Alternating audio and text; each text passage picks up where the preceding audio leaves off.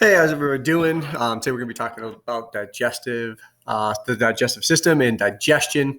We'll start with kind of like the evolution of the digestive system, just digestion in general. Then we'll go to the specifics of our digestive system. Two key functions, right? We talk about digestion, but really our digestive system does two things. It does digestion and it does absorption as well. So digestion is simply the breakdown of food, the chemical breakdown of materials, and absorption is the absorption of those materials into our body, into our bloodstream. Weird way to think about it is like when you swallow food, it's not really in your body, right? There's a tube that goes from your mouth to your anus, and that is the food tube. And technically, when food is in there, it's not in your body. It needs to be absorbed through your digestive tract into your body, into your bloodstream before it's actually inside your body. So kind of a weird way to think about it, but that's how it works. In terms of digestion, we start with the real basic concept of intracellular versus extracellular digestion. Intra means in, extra means out. So intracellular digestion obviously had to be here first since we were all unicellular organisms, right? Looking back, way back at the evolutionary history. So intracellular digestion is when we digest materials inside of our cells. You could think of lysosomes playing a role here, digestive enzymes.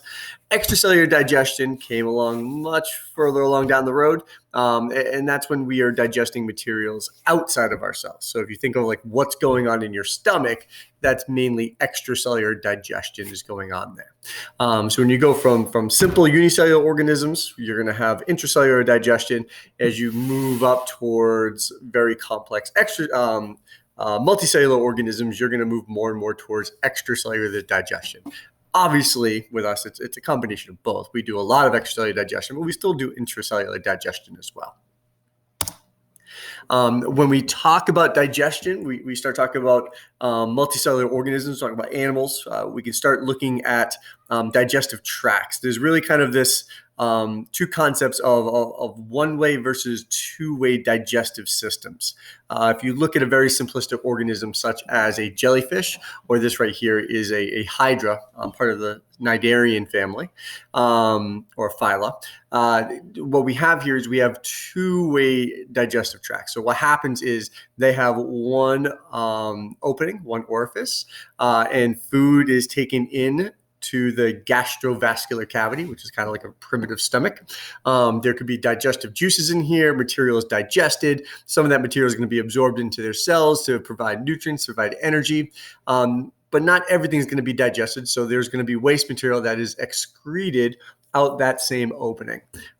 Because food is moving in two directions out of that opening, this is known as two-way digestive tract. Not quite as efficient as a one-way digestive tract, right? For this one here, you have to kind of finish with one meal and get rid of it before you can really take in the next meal. A more efficient way to go about digestion is to have a one-way digestive tract. So we now have a mouth and we have an anus. So therefore, the food comes in through the mouth. It can be digested as it moves through the digestive tract. And as you're digesting one meal and absorbing nutrients from that meal, another meal could be taken in.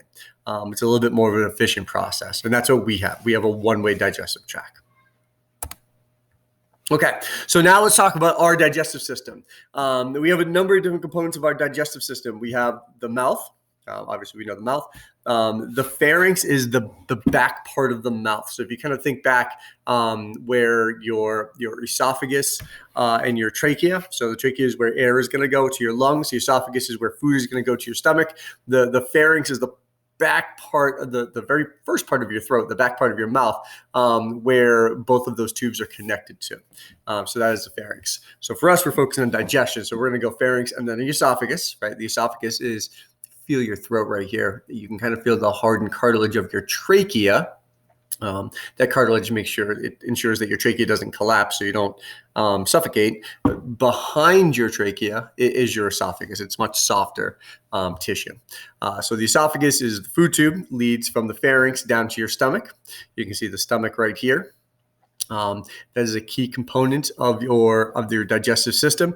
Your stomach leads to your small intestine. All these squigglies in here is your small intestine, and then leads to your large intestine, and then leads to your rectum and then your anus. So all of those components there are all part of what's known as the alimentary canal, right? That's where food actually travels through. However, there's a bunch of accessory organs to the digestive process as well. So you can see here we have liver, gallbladder, pancreas, right? So here's our liver right here. Key with producing sodium bicarbonate, produces some bile, but for right now, it just kind of aids with digestion. The pancreas right here is really an enzyme factory, produces a lot of enzymes that aids in digestion. And then you get this little gallbladder right here, which works in conjunction with the liver. We produce a lot of bile to help dissolve fats, and the bile is produced in the liver, but it's stored in the gallbladder, which connects to your small intestine, the duodenum section of your small intestine. Okay, so it's kind of a quick overview. When we talk about digestion, obviously it begins with the mouth. And we talk about digestion, we have both mechanical digestion and chemical digestion. Mechanical just as it sounds, right? The physical breakdown, the grinding of your teeth, your tongue, and breaking down food particles in that fashion. Chemical digestion is using enzymes, right? The chemical digestion of using enzymes or hydrochloric acid that really help to break the chemical bonds of the food you take in. Inside your mouth, you have both chemical and mechanical digestion taking place. Mechanical digestion, obviously teeth, tongue, we just mentioned that. The chemical digestion is actually in your saliva. In your saliva, there's an enzyme called amylase, salivary amylase. And amylase is an enzyme that's really designed to break down carbohydrates. So you want to do a quick experiment, go get 2 pieces of bread, lay them on your counter. On one, just pour a little bit of water. On the other one, spit on it, right? Come back a few hours later, the one that you just poured water, it'll dry out. The one that you spit on will start kind of still be digested. Why? Because you have salivary amylase that helps to break down the carbohydrates, the polysaccharides in that bread. Okay. So what happens first is you start to do that mechanical and chemical digestion. With that process, you then need to kind of, you compact that food into something we call as a bolus, right? So this food particle right here is called a bolus, B-O-L-U-S. And you're going to go through the swallowing action. So as you swallow, right, your mouth, your pharynx, your throat muscles all work together to push that food into your esophagus.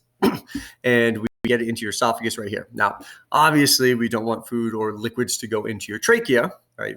Sometimes that might have happened to you. You might have been eating a food and try to talk to somebody at the same time, and you get some food or water that goes into your trachea. You start choking and coughing a little bit. But we do have kind of this preventive structure that tries to block off that trachea, and that's known as the epiglottis. Right, so you can kind of see this right here. Here is your epiglottis right there. So what happens is when you swallow, that flap will close off your trachea, directing food into the esophagus right behind it, making sure that you don't choke. And it says epiglottis right here behind that image. Okay, so that's that swallowing process. And once we swallow, we call that food ball. We call it a bolus, B-O-L-U-S. Okay. Now, what happens next? Again, we've started the digestive process. We've digested some of the carbohydrates using that salivary amylase. We've mechanically digested a little bit. That food's going to move into your stomach. Now, we oftentimes think of the stomach as the major organ of digestion, and there's a lot of digestion that takes place in the stomach. But it's actually your small intestine is where most things are digested. Your stomach really focuses on proteins. Is really what's the main component of your food that's digested there. So some key components of our stomach. It has 2 sphincter muscles. Sphincter muscles are just circular muscles that can help close a section off. So we have the cardiac sphincter, which is at the top section. Makes sense because your stomach comes up and the cardiac sphincter is behind your heart. If that sphincter is not working and it's not closing up your stomach, sometimes you can get some of the stomach acid up into your esophagus, acid reflux disease. So that cardiac sphincter closes off the top of your stomach. The pyloric sphincter closes off the bottom part of your stomach. So if I go back one or kind of a couple things. So here's your stomach right here. That cardiac sphincter is going to be right up in here. Actually, it's going to be right in here. You can kind of see the stomach there. The cardiac sphincter is going to be here. The pyloric sphincter is going to be down in this section. And you'll see that again in a second. in your stomach, right, we produce a lot of digestive enzymes, but we also produce acid. Hydrochloric acid is the acid that's produced for your stomach. And your stomach pH is pretty acidic. It's about 2 to 3 on the pH scale. Part of the mechanism or how your stomach functions is, having all these digestive enzymes that digest proteins, and your stomach's made of cells, a lot of proteins, in this very acidic environment. You need to have a real kind of strong mucus lining, and that's what your stomach does. It creates this mucus lining that keeps those enzymes and keeps that hydrochloric acid separated from contacting the cells themselves. So that mucus lining really helps to protect the cells of your stomach, so your stomach doesn't digest itself. Just some key terms, like once you swallow your food, you really don't have any conscious control over moving it. It's really your smooth muscle, which we mentioned last lecture, and the rhythmic contractions of that smooth muscle that moves food from your esophagus into your stomach, from your stomach into your small intestine to your large intestine. That rhythmic contraction of your alimentary canal is known as peristalsis. Okay. Now we mentioned that the main macromolecule that's digested in the stomach are proteins, and one of the key enzymes that digest proteins is this enzyme known as pepsin. Okay. Now pepsin is produced by cells that line your stomach. And it's an enzyme that digests proteins. Well, cells are made of proteins. So how do cells produce an enzyme that digests proteins, which cells are made out of, that doesn't actually digest the cells that's producing it? Well, if you remember, enzymes are proteins, and proteins have complex structures, but those structures are very delicate. And if I change the structure of a protein, right, that protein or that enzyme can kind of change its function. So by changing the structure of our enzyme, right, we can turn that enzyme on and off, right? We can kind of alter its function. So how this works is your cells actually create this enzyme known as pepsinogen. And pepsinogen is an inactive enzyme. All right, it's inactive. How do we make pepsinogen an active enzyme? Is we need to have a slight change in its shape. Well, some things that can control the shape of enzymes are temperature and pH. Well, we know that your stomach is extremely acidic. So this is kind of a genius setup here. Pepsinogen is the inactive form. However, when you put pepsinogen in an acidic environment, about 2 to 3 on the pH scale, the shape of that pepsinogen protein changes, and it changes into an active form known as pepsin. And that pepsin is an active enzyme that can actively digest proteins. So kind of a genius system there. Just another enzyme, just a good one to know. It's like a 10-cent enzyme. Sometimes it's on the SAT too, is renin. And renin is just another enzyme that digests proteins in milk. Kind of a sidebar one. I won't quiz you on that one, but pepsinogen, you should know. And then in your stomach, right, you swallow, your food goes into your stomach. There's a lot of mechanical digestion. Your stomach grinds and churns and mashes all that food together, and the hydrochloric acid and all the enzymes there. So what we get in your stomach is this coagulation of all the food and all this hydrochloric acid and all these enzymes, and we call that chyme. So once it's in your stomach and it's being all mashed together, we call that mixture of fluids and food, we call it chyme, CHYME. Okay, so here's another look at our stomach right here. So with this, you can kind of see here's your cardiac sphincter, here's your pyloric sphincter. And what's really being shown in this image is what happens if that mucous membrane really breaks down in your stomach. And you can get something known as an ulcer. We've probably all heard of ulcers. An ulcer is just kind of like a circular lesion or damaged tissue. So you can kind of see here, if there was an issue with that mucus lining of your stomach and the hydrochloric acid and digestive tissues can start accessing the cells or getting access to the cells of your stomach, it'll start digesting your stomach wall. And it kind of forms this circular wound known as an ulcer. Ulcers are quite common. They oftentimes caused by a bacterial infection, this bacteria called Helicobacter pylori or H. pylori. And it really could be dangerous. Like if you have an ulcer that you don't deal with and it eats through your stomach, and all of a sudden your stomach starts secreting all these digestive juices into your body, you can see how that's not a good thing. Okay. Now, once we get through your stomach, we get into the top part of your small intestine, the first section of your small intestine, which is known as the duodenum. And your small intestine is actually really long, and it does two different things. It does the remainder of digestion, and it does that in the first about 10 inches just after your stomach. So I were to go back, right, here's your stomach, and this first little section right here, this little loopy section right there, that is the duodenum or duodenum. And that's the first part of your small intestine. And there's a lot of digestion that takes place there. And you can see how it really kind of wraps around the pancreas, which makes a lot of sense because digestion involves enzymes and the pancreas produces a lot of these enzymes. So we're in that duodenum right there. And that's really where the rest of digestion takes place. A bunch of enzymes are secreted here from the duodenum themselves or from the pancreas. We have pancreatic amylases, we have peptidases, trypsin, chymotrypsin. These are enzymes that help to further break down proteins into amino acid.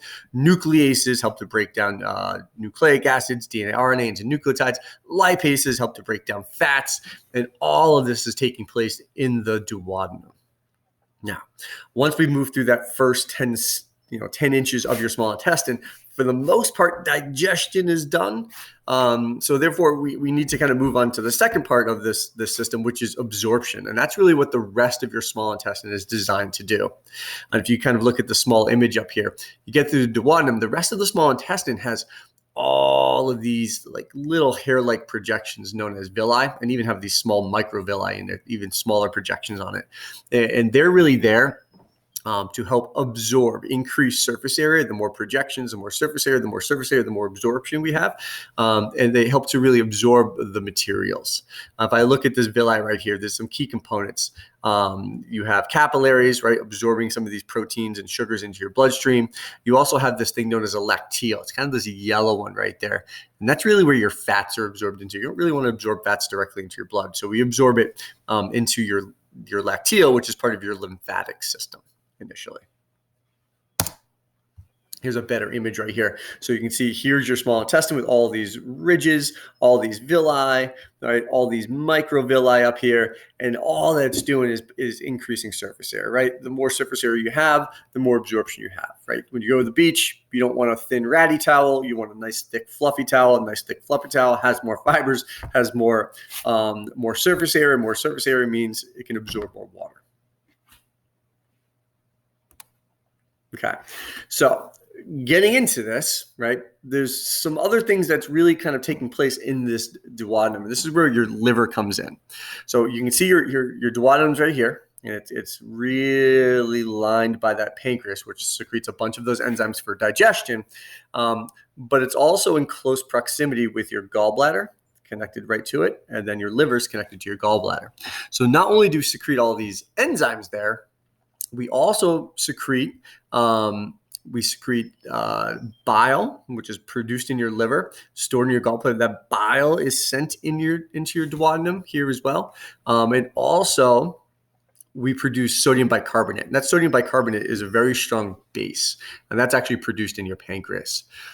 So if you think about this, right, as that chyme is leaving your stomach, that chyme is highly acidic. And we don't really want to absorb acidic mixtures into our body. So we need to neutralize the acid. And how do you neutralize a strong acid? You add a strong base. So this sodium bicarbonate coming from the pancreas, this bile produced in the liver coming from the gallbladder, all gets mixed together with the chyme coming from your stomach.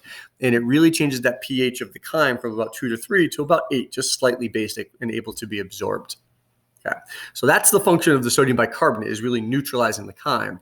The function of bile is really helps to emulsify fats. Fats are obviously mainly nonpolar, so therefore they don't really do well with water. So therefore fats don't really want to be digested by the water in your system. So how do we overcome that polar, nonpolar, hydrophilic interaction is really where bile comes in. Bile has a lot of salts in it. And what bile can do is, if I have a fat molecule, the bile can really surround a small fat molecule. And by surrounding it, it then kind of enables that whole structure to be absorbed. And that surrounding of that fat molecule is known as emulsification. You're emulsifying it. If you think about food and cooking, you watch like the cooking channel or you watch like Good Eats or something like that, right? When you emulsify something, you're mixing kind of a hydrophobic and hydrophilic substances together. So like salad dressing are emulsified. So you take oil, like some type of olive oil possibly, and some type of like vinegar, and you create a vinaigrette. What you do is you're really mixing them all together and you're emulsifying the two. We use this process, again, for us to absorb fats into our system, into that lacteal. Okay. There are some other functions of your liver. We'll just mention them real quick. So it helps to kind of recycle red blood cells a little bit. Liver helps to detoxify the blood, right? Removes alcohols or drugs. Liver produces cholesterol. Remember, cholesterol, we hear cholesterol, we think bad. Remember, cholesterol is something we need. Cholesterol is in the cell membranes, helps to solidify our cell membranes. If you remember back to like chapter 7-ish. And the liver actually helps to break down proteins, like not the macro polypeptide proteins, but the amino acids. Amino acids can be broken down in your liver, and they get turned into something called urea, which then goes from your liver to your kidneys and becomes urine, right, for excretion. So all that's kind of done by your liver as well. Okay, so just looking at it again one more time, right?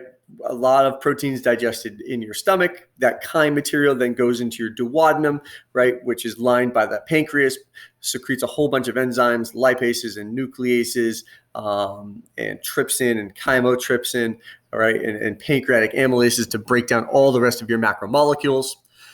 In that process, we also secrete bile to help emulsify the fats that are broken down, and your pancreas is also secreting the sodium bicarbonate to neutralize that chyme, to make it a little bit more balanced on the pH scale, bring it to a pH of about 8.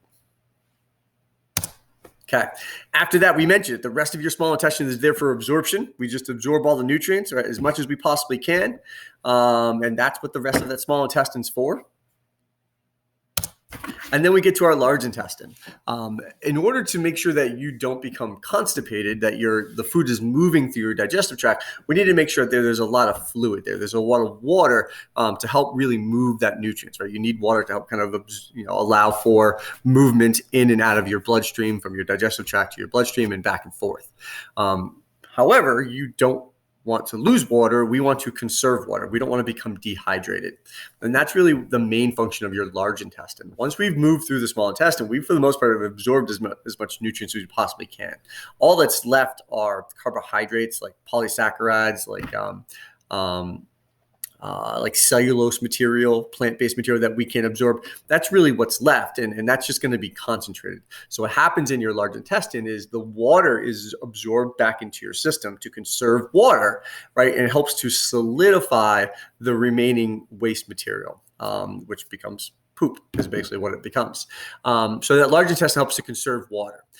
If your large intestine is doing a great job, doing too much of a job absorbing too much water, that's where you can kind of become constipated a little bit. Or if it's not doing a good job at all, that's where you can start having diarrhea, something like that. So the three major functions of the large intestine, obviously, is reabsorption of water. Also egestion, it's just the collection and removal of waste that happens in the rectum. But your large intestine is also a very, very great environment for bacteria to live. So we have this symbiotic relationship with a lot of bacteria in your large intestine. We provide nutrients to them. They have a nice, safe environment to grow. And in return, what they do for us is sometimes they produce a lot of vitamins. So vitamin B, vitamin K, folic acid can be produced by bacteria in your large intestine that we can absorb, and we utilize that material. One last thing real quick is there's a number of hormones that play a role with this. I won't quiz you on this, but if you're kind of preparing for SAT 2s, these are some things you might see in the SAT 2s, right? Hormones, we'll talk about the endocrine system, but those are regulatory molecules, right? Molecules that help to kind of regulate our body, part of the endocrine, separate from your nervous system. So some hormones that help to kind of tell your digestive system how to work are gastrin, secretin, and cholecystokinin. Gastrin is secreted from your stomach wall, and it just stimulates gastric juices, so like the hydrochloric acid, enzymes into your stomach. Secretin is secreted from the duodenum wall, and it stimulates the pancreas and the releasing of bicarbonate, sodium bicarbonate. You can kind of see it, what we just talked about, the functions. These are the hormones that are regulating those functions. And the last one here is cholecystokinin. Again, it's secreted by the duodenum wall, and it stimulates the release of enzymes and bile from the gallbladder. So all of these play a major role with kind of regulating your digestion. The one last thing is just your appendix. We all kind of know of our appendix. We kind of know it's like a vestigial organ. It used to be involved when we used to be herbivores. Herbivores, it's a hard life being an herbivore in terms of digestion. Like if you are a cow and you live on grass, right? Grass is mainly made of cellulose. We can't digest cellulose, right? That's why if you go on a diet, you eat a lot of lettuce, because you don't get any nutrients from lettuce. I mean, you might get some minerals, but you're not really getting energy from lettuce because you can't digest the cellulose molecule. Therefore, it's roughage, it's fiber. It's good to kind of keep your digestive system in check. It helps to kind of clean out your digestive tract, but you're not really getting energy from it. Cows can. Cows have 3 stomachs. Cows have a lot of bacteria in those stomachs, and they really have to kind of allow for a long time for them to digest the grass that they're eating, the cellulose material that they're eating. They actually chew it, they swallow it, it digests in their stomach, they regurgitate it, they chew it again, they regurgitate it. There's a lot of bacteria in there. It helps with the fermentation. Like the bacteria help the cows to digest it, and eventually they can get enough nutrients out of it to survive. Well, long ago, on the human evolutionary tree, we were herbivores. So therefore, the appendix, we believe, played a role in that process of digesting more plant-based material, such as cellulose. So it used to be a lot larger, a lot of fermentation, bacteria work there. We always thought it was vestigial these days. It didn't do anything. However, now we kind of know that, it's really kind of the storage place for good bacteria. So if I go to kind of an image back here, you kind of see here's your small intestine, here's your large intestine, and here's your appendix right there. It's very, very small, but there's a lot of good bacteria that your digestive tract needs in order to survive. Now, if you get sick, you get like a stomach flu or a bug, some type of bacterial infection in your stomach, you'll have diarrhea, you might throw up. You're really trying to rid your system of that bad bacteria. However, when you rid your system of the bad bacteria, you rid your system of the good gut bacteria. So it's thought that the appendix is a real storage point for that good digestive bacteria that you need to help function normally. So it's really kind of part of the immune system as well. And that's it. That is lesson on digestion. So if you have any questions, we'll talk in class. Thank you very much.